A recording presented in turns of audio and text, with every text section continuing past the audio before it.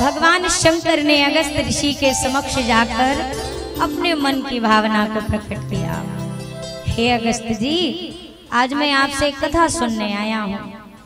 अगस्त जी महाराज बड़े प्रसन्न भय। अब आप सोचो, जिन भगवान शंकर के हृदय से श्री राम कथा निकली है, प्रकट भई है, वही भगवान शंकर अगर आकर कहें कि आप अपने मुख से हमें कथा सुनाइए, तो सामने वाले के हृदय में कितनी विशाल प्रसन्नता होगी। अगस्त ऋषि को थोड़ा भय भी लगा, लेकिन फिर ये सोचा कि देवादिदेव मुझसे कह रहे हैं कथा सुनाओ, अगर कुछ गलती हो गई तो। फिर विचार करने लगे, अगर बाबा स्वयं कह रहे हैं कथा सुनाओ तो सुना देते हैं, अगर गलत हुआ तो सुधार हो जाएगा, सही हो गया तो पुरस्कार मिल जाएगा, दोनों में हमारा ही फायदा है, कुछ घाटा तो नहीं। अगस्त ऋषि भगवान शंकर को आसन प्रदान करते हैं, मैया भवानी को आसन दिया, दोनों विराजमान भय। अब आप एक ऐसे दृष्टिकोण से देखो, यद्यपि भगवान शंकर श्रोता बन के आए हैं, इस समय भगवान शंकर और मैया भवानी की पूजा करने लगे, जबकि करना ये चाहिए था कि भगवान शंकर चलो सम्मान करे, वक्ता को आसन दें, सम्मानित करे, तो ये बात थोड़ी सहज लगती है, पर उल्टा हो रहा है। आज वक्ता श्रोता का सम्मान कर रहा है और पूजन कर रहा है। भगवान शंकर ने जैसे ये दृश्य देखा, भगवान शंकर विचार कर रहे हैं, वाह कितने सरल हैं, कितने सहज हैं। बताओ, कथावाचक ये बनेंगे, पूजा हमें इनकी करनी चाहिए, ये उल्टा हमारी ही पूजा कर रहे हैं। वक्ता होने का तनिक अभिमान नहीं है इनके अंदर। ये किसका नजरिया है, ये किसका दृष्टिकोण है? भगवान शंकर का। सुनते रहिए, और गड़बड़ गड़बड़ में लगे ना तो झगड़ों कथा पार हो जाएगी, पता ही ना चलेगा हमने कौन कथा कही। फिर घरे जाके कहोगे बहुत बढ़िया भागवत हुई है आज तो उसड़ी में, और 9 दिन के बाद हमको ही बाद में पता चलेगा कि हम भागवत कह के आए हैं। तो इसीलिए निवेदन है, थोड़ा आराम से बैठिए। ये भगवान शंकर का दृष्टिकोण है कि ये ऋषि की सरलता है जो ये मेरी पूजा कर रहे हैं। और मैया सती क्या सोच रही हैं, ये सरलता नहीं है, इनको ज्ञान ही नहीं है कि किसको किसकी पूजा करनी चाहिए। जब इनको शुरुआत में ही इन्होंने इतनी बड़ी गड़बड़ कर दी, तो इतनी बड़ी राम कथा ये क्या ही सुना पाएंगे। और मैया के जीवन में यह लीला जो हो रही है भैया, ये लीला देखो, जगदम्बा से कोई भूल नहीं हो सकती, पर जगदम्बा स्वयं ये भूल करके हमको ये सिखा रही है कि ऐसी लीला हम इसलिए कर रहे हैं ताकि आने वाले समय में हम जैसे लोग ऐसी भूल न करें। इसलिए मैया वही लीला कर रही है जिससे हमें बचना है। मैया ने क्या लीला करी है यहाँ पर कि संत के प्रति कहीं ना कहीं एक अश्रद्धा का भाव उत्पन्न हो गया। ये पहली चीज दिखाई लीला में कि ये पहली भूल है, संत के प्रति अश्रद्धा। जीवन में दृष्टिकोण यानी कि नजरिया बहुत मायने रखता है। कोई व्यक्ति 10 में भी खुश है, कोई 10,000 में भी दुखी है, क्योंकि 10 वाला जो था वो 5 की उम्मीद करके बैठा था तो 10 में खुश हो गया। 10,000 वाले को 1,00,000 की उम्मीद थी तो 10,000 पाके भी वो नाखुश हो गया। जो दृष्टिकोण आप अपने भीतर बिठा कर रखे, जो नजरिया, आप बात समझिएगा, नजरिया। भगवान यहाँ संसार में हम जो भी हमारे साथ घटना होती है, प्रत्येक घटना के पीछे कोई ना कोई कारण है। और ये विचार करके चलिए कि कारण जो भी हो वो मुझे देखने में, समझने में सही लगे या गलत लगे, पर मेरा सब कुछ अच्छा ही भगवान ने सोचा होगा। इस विचार को सदैव अपने भीतर रखना चाहिए। कोई बात हमारे मन की है, ये भी भगवान की कृपा है। कोई चीज हमारे मन की नहीं हो रही है, अब ये क्या है, ये भी भगवान की ही कृपा है।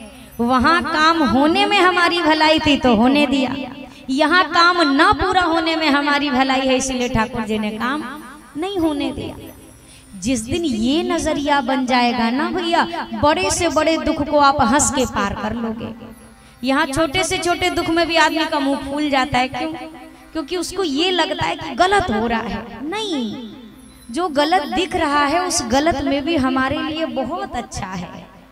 अब अगर रावण कहे कि भगवान ने हमें मार के गलत किया, अरे तुम्हारे पूरे कुल का उद्धार, रावण स्वयं कहता है ना कि कर दूं क्षण मोहि संबलवंता तिन्हीं को मारे बिनु भगवंता। अगर एक नजरिए से देखो तो रावण के कुल का सर्वनाश कर दिया, और अगर कोई भक्त की दृष्टि से देखे तो भगवान ने ऐसे पापी का भी उद्धार कर दिया जिसने इतना संसार पे अत्याचार किया था। नजरिया रखना है भैया, दृष्टिकोण रखना है। एक बार दो भक्त थे, कहीं से आए, रास्ते में खूब आंधी तूफान चला, थोड़ी देर रुके, जब आंधी तूफान शांत भया तो ये लौट कर अपनी कुटिया में आए तो क्या देखते हैं, आधा छप्पर उड़ चुका है, केवल आधी ही छत बाकी है, आधा छप्पर बाकी है।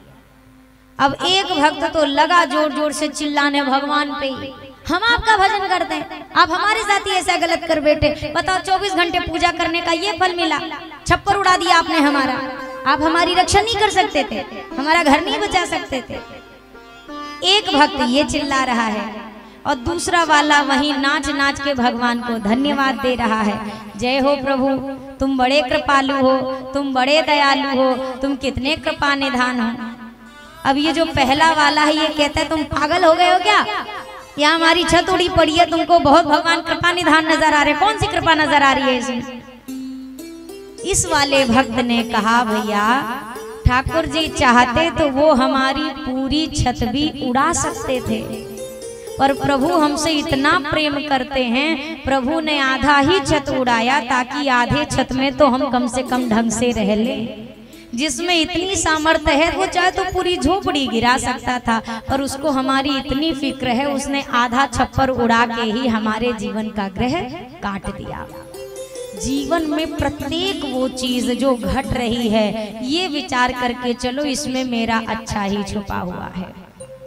एक माँ जो अपने घर में अपने बच्चा भी नहीं चुभने देती, आप जान के अपने बच्चे को कांटा चुभने देंगी, और वही मैया अपने बच्चे को गोदी में लेके अस्पताल जाती है और डॉक्टर साहब से कहती है इसको सुई लगा दो, लगवाती है ना, कोई टीका लगवाना है, कोई कुछ लगवाना है तो माँ स्वयं चल के जाती है ना और कहती है इसको इंजेक्शन लगाओ, इसको ये बीमारी हो गई है। जो माँ कांटे से बचा रही है वो आज डॉक्टर से सुई चुभवा रही है। अब आपको माँ हमसे प्रेम नहीं करती तो ये हमारी गलती है कि नहीं है?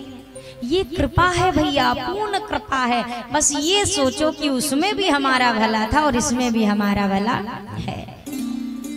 मैया और भगवान शंकर दोनों विराजमान हैं। कथा आरंभ हो गई, कथा पूर्ण भी हो गई। कथा में आए तो दो लोग हैं पर कथा सुनी सिर्फ एक ने। किसने सुनी? तो सुनी महेश परम सुख मानी। केवल भगवान शंकर ने कथा को सुना, मैया सती ने कथा नहीं सुनी। अगर संत के प्रति कोई अश्रद्धा हो जाए तो कथा में चित्त नहीं लगेगा, और कथा में अगर चित्त नहीं है तो कथा में प्रेम होने वाला नहीं है। आगे दर्शन करिए।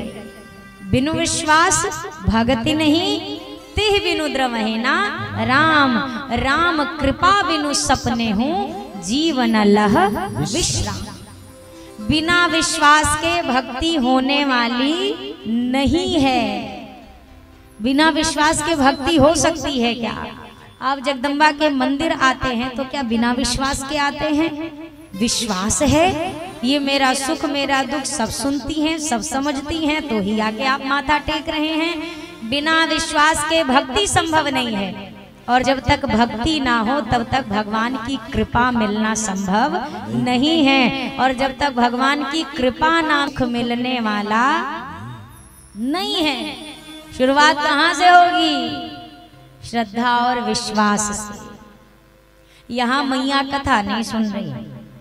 देखो भैया, पांडाल में चाहे 100 लोग रहें, चाहे 1000 रहें, चाहे 10,000 लोग रहें, कथा कितने लोग सुन रहे हैं इस बात की हम कोई जिम्मेदारी नहीं लेते हैं। इसकी जिम्मेदारी श्रोता की अपनी है कि किसको कथा सुननी हो और किसको श्रोता गिनने कि कौन आया, कौन गया, कौन बैठा, कौन खड़ा हुआ। आप यहाँ बैठे किस कार्य के लिए हैं ये विचार आपको स्वयं करना है। यहाँ से हम बोल बोल के किसी को कथा नहीं सुना सकते हैं अगर सुनने वाले का चित्त कथा में ना हो तो। किसी को कोई जबरदस्ती अपनी बात सुना सकता है क्या? नहीं सुना सकता। आप यहाँ किस उद्देश्य से आए हैं पहले आपको ये समझना है। आप 1 बजे से 4 बजे तक यहाँ 3 साढ़े 3 घंटे जो बैठेंगे, क्यों बैठे हैं? यहाँ क्या लेने आए हैं? इसका विवेक आपको खुद रखना पड़ेगा। ये बात कोई नहीं समझाएगा, ना कथा कराने वाला ना कथा कहने वाला, ये कथा सुनने वाले की जिम्मेदारी है। अगस्त ऋषि कथा कह रहे हैं, शंकर जी कथा सुन रहे हैं, पर इन्हीं दोनों के बीच में बैठी हुई सती मैया कथा नहीं सुन रही है। वो कथा नहीं सुन रही है, क्यों? अरे इनको क्या ही ज्ञान है, ये क्या कथा सुनाएंगे हमको? ये बैठी हैं। अब जो कथा सुनकर बाबा निहाल हो रहे हैं, वही कथा मैया के चित्त के किसी कोने में नहीं पहुंची। बैठी तो हैं, कथा में 1000 लोग बैठे हैं, मुख्य बात ये नहीं है कथा कितने लोगों में बैठी है, मुख्य बात ये है इतने लोग हैं, सब कथा सुन रहे हैं, इस बात की कोई गारंटी नहीं है। सबकी अपनी अपनी मति गति है। कोई कथा सुन रहा होगा, कोई बस इधर उधर ताक रहा होगा, कोई मजबूरी में आके किसी के साथ बैठा होगा। सती जी ने कथा नहीं सुनी, कथा पूर्ण हो गई। अगस्त ऋषि को भगवान शंकर ने भक्ति का वरदान दे दिया। इसके बाद कुछ दिन वहां रहे और वहां से फिर बाबा ने प्रस्थान किया। मुनि सन विदा मांग त्रिपुरारी, चले भवन संग दक्ष कुमारी। मुनिवर से विदा मांगी, आई थी तो जगजननी कहा था गोस्वामी जी ने, जा रही हैं तो दक्ष कुमारी कह रहे हैं। दक्ष कहा जाता है बुद्धि को, यहाँ बुद्धिमान पिता की पुत्री के रूप में संबोधित किया। मानो गोस्वामी जी कहना चाहते हैं, मैया तो जिस बुद्धि के भरोसे भगवान को समझना चाहती है, भगवान उस बुद्धि तत्व के परे है। भगवान भक्ति से समझ में आ सकता है, भगवान बुद्धि से पकड़ में आने वाला नहीं है। कोई अगर ये सोचे सिर्फ ज्ञान से भगवान मिल जाएगा तो असंभव। ज्ञानी तो रावण भी है, वेद वेदांत का ज्ञान है उसे, शिव तांडव स्तोत्र का रचयिता है रावण, पर रावण को तो भगवान की कृपा दूसरे स्वरूप में प्राप्त हुई है, प्रेम रूप में तो नहीं प्राप्त हुई है। ज्ञानी है, बात ये नहीं है उस ज्ञान के साथ प्रेम और भक्ति कितनी मात्रा में है, मुख्य बात ये है। और एक बात समझिएगा, ज्ञान के साथ भक्ति भी चाहिए और प्रेम भी चाहिए, लेकिन अगर प्रेम या भक्ति में से कोई भी चीज है तो जरूरी नहीं है कि ज्ञान का होना आवश्यक है। ज्ञान ना हो, भक्ति और प्रेम ये 2 चीजें भी हो जाएं तो भगवान मिल जाएगा, भगवान प्राप्त हो जाएंगे। कर्माबाई ने कौन से वेद वेदांत पढ़ लिए थे अपनी अल्पायु में, जरा विचार करिए। नामदेव जी छोटे से नामदेव जी हैं, पिता ने कह दिया जाओ भगवान को भोग लगा के चले आओ। अब नामदेव जी को लगा भोग लगाने का मतलब जैसे हम खाते हैं वैसे भगवान भी खाएंगे।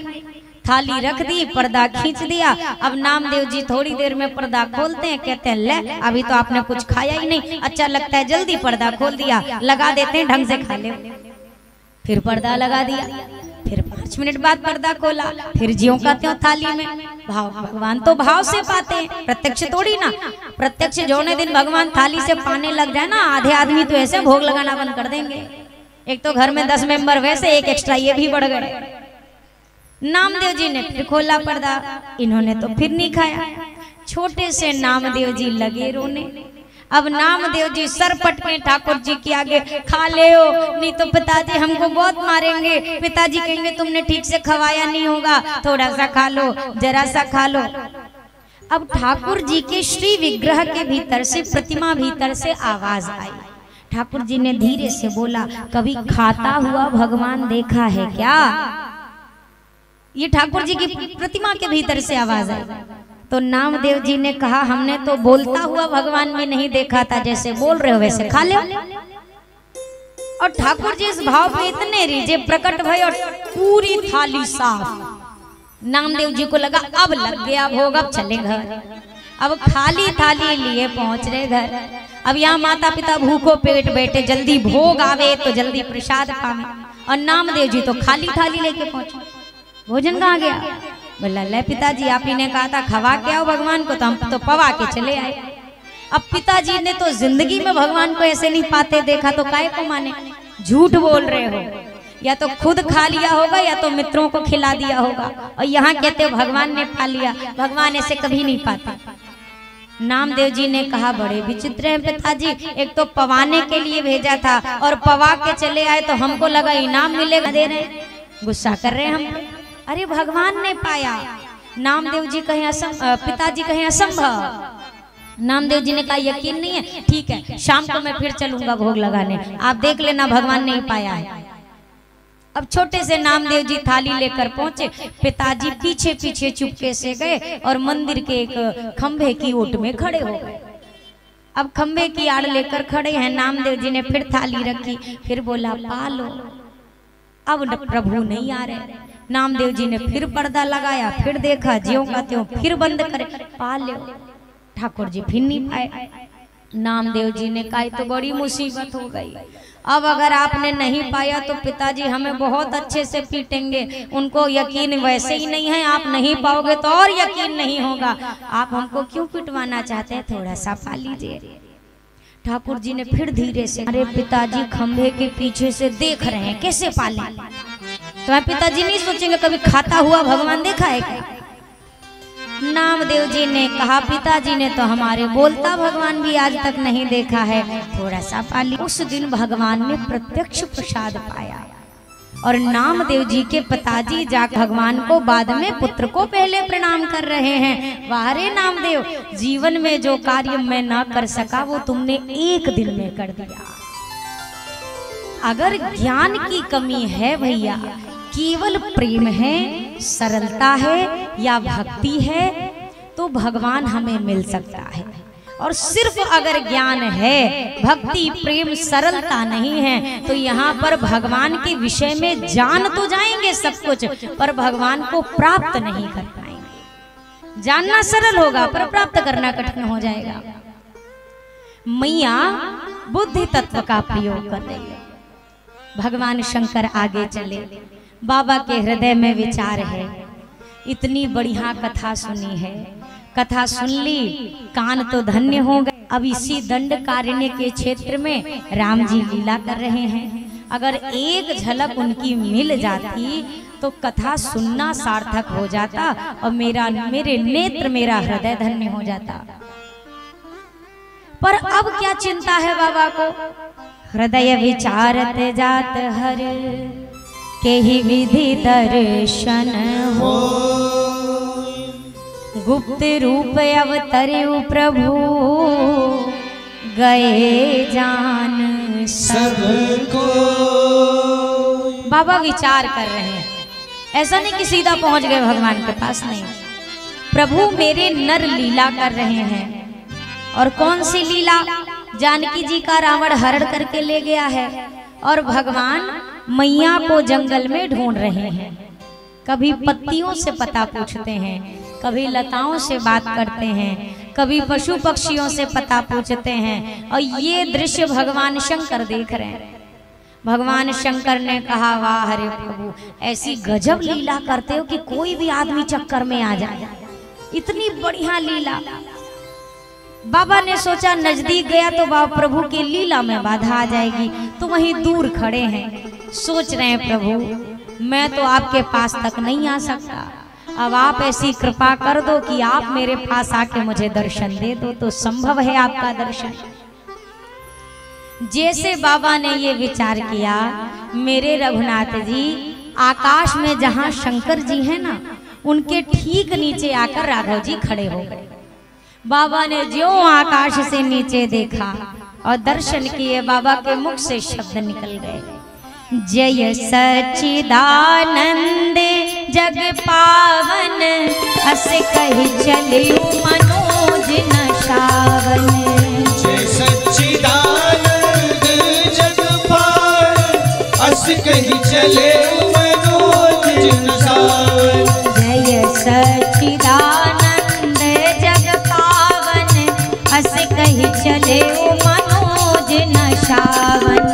जय सच्चिदानंद जग पावन, हस कही चले मनोज नशावन। चले जात शिव सती समेता, चले जात शिव सती समेता। पुनि पुनि पुलकत कृपा निकेता, पुनि पुनि पुलकत कृपा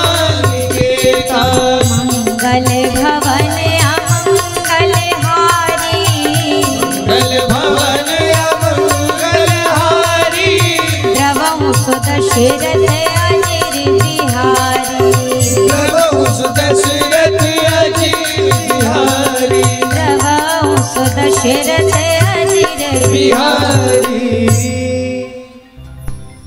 भगवान शंकर ने कहा, हे सच्चिदानंद, हे जगत के पालक प्रभु, आपकी जय हो, जय हो, जय हो, जैसे संबोधित किया। अब मैया को लगा सच्चिदानंद जगत अलग, अरे हमें तो नहीं दिखाई दे रहे, कौन है? जब मैया ने उसी स्थान पर देखा तो मैया को क्या दे रहा है, ये तो कोई राजा के बेटे हैं, कुछ खो गया है, जिसको बड़े भाव के साथ ढूंढने में लगे हुए हैं, जिसे पाने के लिए बहुत व्याकुल हैं। जब मैया ने प्रणाम नहीं किया, सिर्फ बाबा ने प्रणाम किया है। यहाँ पर माँ को जब प्रणाम करते महादेव ने नहीं देखा तो महादेव ने कहा, देवी प्रणाम करो। मैया ने कहा, करना तो चाह रहे हैं पर कोई दिख ही नहीं रहा है, किसको प्रणाम करें? बाबा ने कहा, अरे वो सामने तो रे। बोला कौन? बोला अरे वो ब्रह्म। मैया ने कहा, कहाँ है ब्रह्म, हमें तो दिख ही नहीं रहे। बाबा ने कहा, अरे ये सामने जो दो सरकार नजर आ रहे, यही तो मेरे परात्पर ब्रह्म श्री राम जी हैं, और उनके अंश उनके अनुज के रूप में जो पधारे लक्ष्मण जी। मैया कहे, प्रभु आप इनको भगवान मान रहे हैं?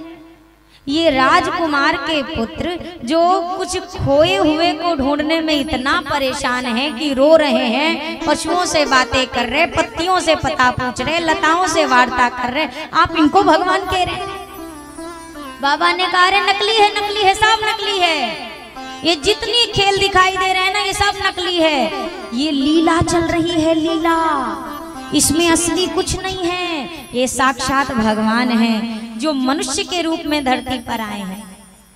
मैया ने कहा, चलो आपकी बात मान ली, ये लीला कर रहे हैं। अरे लीला में भी तो कम से कम आदमी को इतना होश रहता है कि पशु पक्षी बात नहीं करते हैं। अगर पता पूछना है तो किसी मनुष्य से पूछना पड़ता है। हे खगमृग, हे मधुकर श्रेणी, तुम देखी सीता मृग नैनी, ऐसे पशु पक्षियों से भला भगवान को नहीं पता होगा इनकी पत्नी को कौन लेकर गया, किसने भार्या का हरण किया?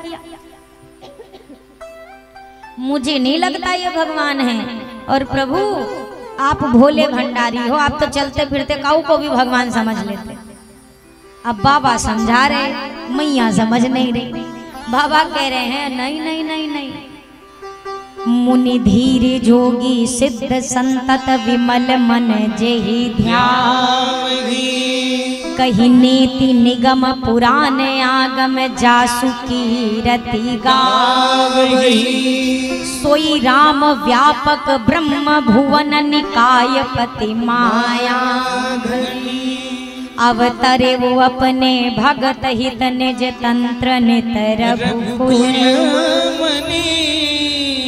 ये साक्षात परात्पर ब्रह्म हैं जो लीला करने के लिए मनुष्य रूप में धरती पर आए हैं। कौन समझा रहा है? देवाधिदेव महादेव। फिर भी मैया को बाबा की बातों पर विश्वास नहीं हुआ। मैया कहती, मेरा मन नहीं स्वीकार करता ये भगवान है। बातें करते करते करते करते एक वट यानी बरगद के वृक्ष के नीचे बाबा पहुंचे, वहां आसन लगाया। बरगद के वृक्ष को विश्वास का प्रतीक कहा जाता है। बाबा ने सोचा, क्या पता विश्वास की छाया में बैठकर सती को मेरी बात का विश्वास हो जाए। सती वो भगवान ही है। मैया कहते हैं, प्रभु ऐसे कैसे भगवान कोई लीला करेंगे कि भार्या को ले गया? ब्रह्म भी भला अपनी भार्या के लिए ऐसे रोते बिलखेंगे? नहीं नहीं नहीं नहीं। बाबा ने एक बार समझाया, बाबा ने 2 बार समझाया। जब मैया नहीं समझी तो अब बाबा ने मैया को नहीं अपने आप को समझाया।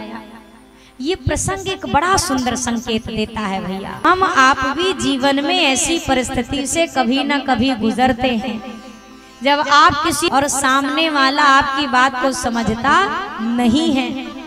ऐसे में क्या करें? ये प्रसंग कह रहा है, कोई आपकी बात ना समझ रहा हो तो 2 बार उसको समझाओ, 3 बार समझा लो, 4 बार समझा लो। 4 बार में भी जब आपकी बात न समझे तो फिर अपने आप को समझा लो।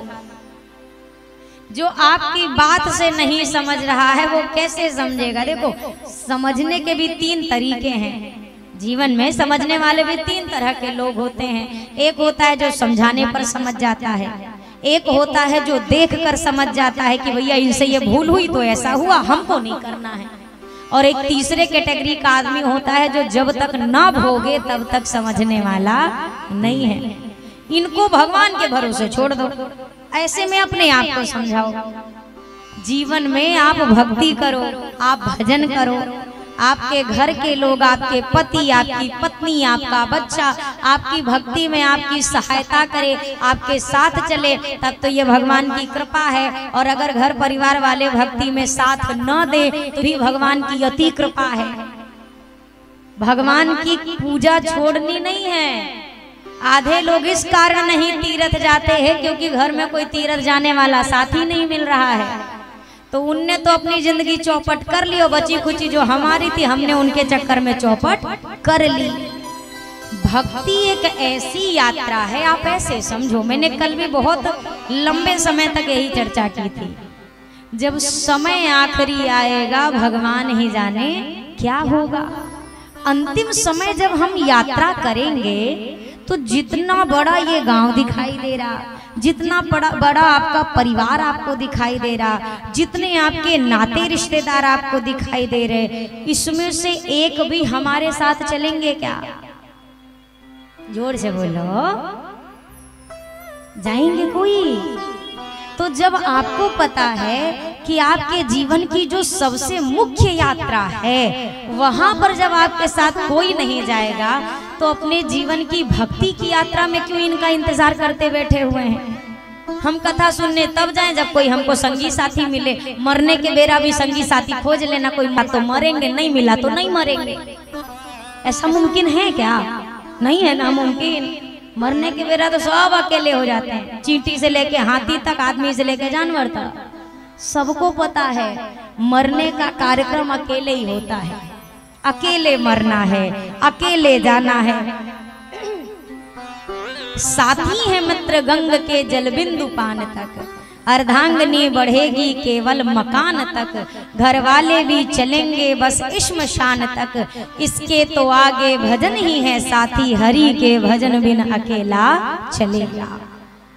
घर वाले जो साथी हैं, जो रिश्तेदार हैं, वो मुंह में गंगा जल डलाते तक साथ रहेंगे। पत्नी घर के दरवाजे तक आएगी, रिश्तेदार घाट तक जाएंगे, बेटा अग्नि शांत होने तक आपका इंतजार करेगा। और जैसे आपकी काया की राख बनी, बेटा भी घड़े में राख बटोर के सीधा घर चलाएगा। फिर वहां कोई ये अगर कह दो, अरे जिसके लिए तुम रात रात भर जगे हो वो बेटा कम से कम एक रात तो शमशान पे तुम्हारे साथ रुक जाए तो बताना, कोई रुकेगा क्या?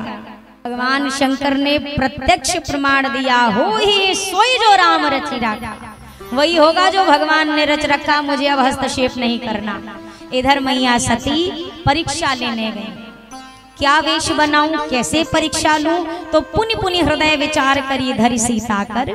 ये अपनी पत्नी वैदेही को ढूंढ रहे हैं। अगर मैं जानकी का ही वेश बना लूं तो अभी 2 मिनट में पता चल जाएगा कि ये भगवान है कि नहीं है। पहचान गए तब तो भगवान है, नहीं पहचान पाए तो काहे कि भगवान है। ये सीता जी का वेश बनाया और वेश बना करके आगे चल पड़ी। आगे हुई चली पंथ ही जही आवत नर भू। अच्छा, किशोरी जी कौन है? ज्ञान भक्ति वैराग्य जनु सोहत धरे शरीर। ये चित्रकूट की कथा में गोस्वामी जी उदाहरण दे रहे हैं कि किशोरी जी भक्ति हैं और भक्ति के स्वरूप को आज सती जी ने बनाया है। अर्थात सीधे शब्दों में कहूं तो आज नकली भक्ति बन करके सती जी चल पड़ी है। जीवन में असली भक्ति होनी चाहिए कि नकली भक्ति होनी चाहिए? अब आप ही बोलो। जब तक हमें सुनाई ना देगा तब तक हमारी आवाज भी आपको नहीं सुनाई दे पाएगी। असली भक्ति होनी चाहिए। पर सती जी आज क्या बन के जा रही हैं? असली भक्ति है ये कि नकली भक्ति है? नकली भक्ति। किशोरी जी असली भक्ति हैं। तो किशोरी जी जब जब चली जंगल में तो कैसे चली? आगे राम जी, उनके पीछे किशोरी जी, उनके पीछे लक्ष्मण जी। और उसमें भी किशोरी जी कैसे चलती थी? राम जी के जो चरण चिन्ह बने तो सोचे मेरे पैरों से ये चरण चिन्ह नहीं दबने चाहिए, तो दोनों चिन्हों के बीच में जो जगह बचे वहां किशोरी जी चलती थी। और जो दोनों पग के बीच में पग भी धरे अपने, तो इतनी सावधानी रखें जोर से कदम ना धरूं, नहीं तो धूल उड़ करके मेरे पैरों की रघुनाथ जी के पैरों के चिन्ह पर पड़ जाएंगे। इतनी सावधानी है। सती जी कहाँ जा रही हैं? आगे होई चली पंथते ही। राम जी पीछे आ रहे हैं, सती मैया आगे आगे जा रही हैं। लक्ष्मण जी ने देखा, लक्ष्मण जी ने कहा भैया ये क्या हो रहा है? आज ये सती जी नकली भक्ति बन के काहे को घूम रही है? ये कौन है? राम जी ने कहा ये सती जी हैं। बोला ये नकली भक्ति बन के क्यों घूम रही हैं? राम जी ने कहा लक्ष्मण ये नकली भक्ति है इसीलिए तो आगे आगे चल रही है। समझिएगा, असली जो भक्ति है वो भगवान के पीछे चलती है, और जो नकली भक्ति है वो भगवान से भी 10 कदम आगे चलती है, फिर भगवान ही पाछे रह जाते हैं। संसार में आपने देखा होगा कई लोग संसार में ऐसे हैं जो ये कहते हैं हम ही भगवान हैं, भगवान कोई दूसरा है ही नहीं। ये नकली भक्ति है जो भगवान से भी 10 कदम आगे है। असली भक्ति के लक्षण क्या है? भक्ति भगवान को प्रणाम करती है, पर नकली भक्ति का लक्षण देख लो। राम जी आगे आए और आगे आते ही जोरी पाने प्रभु कीन प्रणाम, जोरी पानी प्रभु कीन प्रणाम, पिता समेत लीन निज नाम, पिता समेत लीन निज नाम, कहियो बहोरी कहाँ वृष के तू, कहियो बहोरी कहाँ वृष के तू, विपिन अकेली फिरहु के हेतु, विपिन अकेली फिरहु के हेतु, मैं शंकर कर कहा न माना, मैं शंकर कर कहा न माना, निज अज्ञान राम पर आना, निज अज्ञान राम पर आना, निज अज्ञान राम पर आना। असली भक्ति हो तो वो भगवान को प्रणाम करे, पर जब नकली भक्ति आई तो भक्ति ने भगवान को नहीं प्रणाम किया। ठाकुर जी ने लक्ष्मण जी से कहा लक्ष्मण असली भक्ति मुझे प्रणाम करे और नकली भक्ति को तो हम ही प्रणाम कर लेते हैं। आगे आके रघुनाथ जी जोरी पानी प्रभु कीन प्रणाम, हाथ जोड़कर प्रणाम किया। हे देवी मैं दशरथ पुत्र राम आपको प्रणाम करता हूँ। अब तो सती जी को समझ जाना चाहिए, प्रणाम कर रहे तो पहचान गए हैं कि मैं इनकी भार्या नहीं हूँ। सती जी अभी भी खड़ी। जी ने अब कहा कहे बहोरी कहाँ वृष के तू, हे विश्वास की पत्नी श्रद्धा, आज विश्वास को जंगल में अकेला छोड़कर आप इस बियाबान जंगल में अकेली कहाँ भटक रही हैं?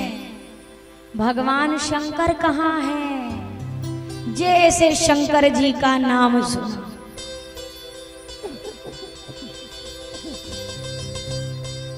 शंकर जी का नाम सुनते ही सती माँ के तो होश उड़ गए। ये तो मुझे पहचान गए।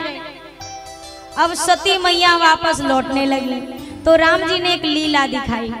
सती जी जिधर से जा रही थी, सती जी को क्या दिखाई दे रहा है कि आगे से श्री सीताराम जी और लक्ष्मण जी चले आ रहे। अब सती मैया सोचे अगर इस सीता जी इनके साथ हैं तो जो खो गई थी वो कौन है?